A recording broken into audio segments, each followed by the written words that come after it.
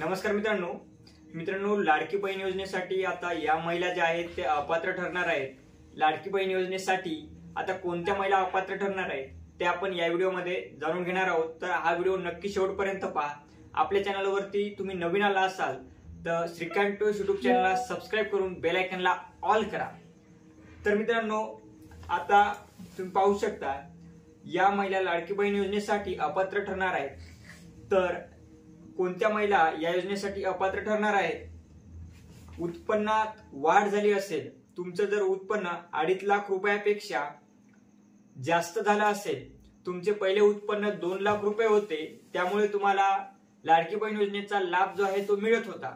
परंतु आता येणाऱ्या हप्त्यासाठी तुम्हाला उत्पन्नाची जी काही 2.5 लाख रुपयाची अट आहे त्यापेक्षा जर अधिक तुमचं जर उत्पन्न झालं असेल तर आता तुम्ही या लाडकी बहीण योजनेसाठी अपात्र ठरणार आहात। त्याचबरोबर दुसरा मुद्दा पण 2.5 लाखाच्या वर उत्पन्न गेले असेल तर त्या महिला सुद्धा या योजनेतून अपात्र ठरतील।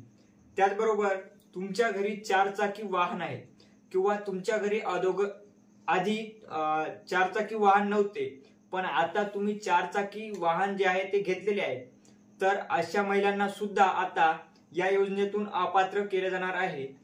त्याचसोबत आंतरराज्य विवाह केलेल्या महिला, म्हणजे ज्या महिला आता इतर राज्यात म्हणजे इतर राज्यामध्ये इतर राज्याच्या पुरुषासोबत लग्न केलं असेल तर अशा सुद्धा महिला या लाडकी बहीण योजनेतून अपात्र ठरणार आहेत। त्याचबरोबर आधार कार्डवरील नाव बँकेतील नावापेक्षा वेगळं असेल तर ती संबंधित महिला अपात्र ठरेल।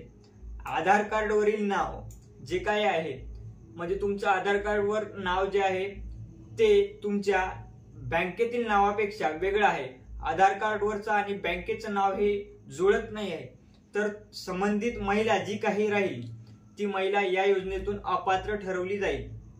त्याचबरोबर ज्या महिलाचे लग्न अगोदरचे खाते आहे त्यांनी लवकरात लवकर कुठल्याही एका बँकचे अकाउंट काढणे गरजेचे आहे, कारण तुमचे लग्न अगोदरचे नाव वेगळे असेल तर त्या महिलांना आता वेगळं अकाउंट काढणं हे गरजेचं आहे।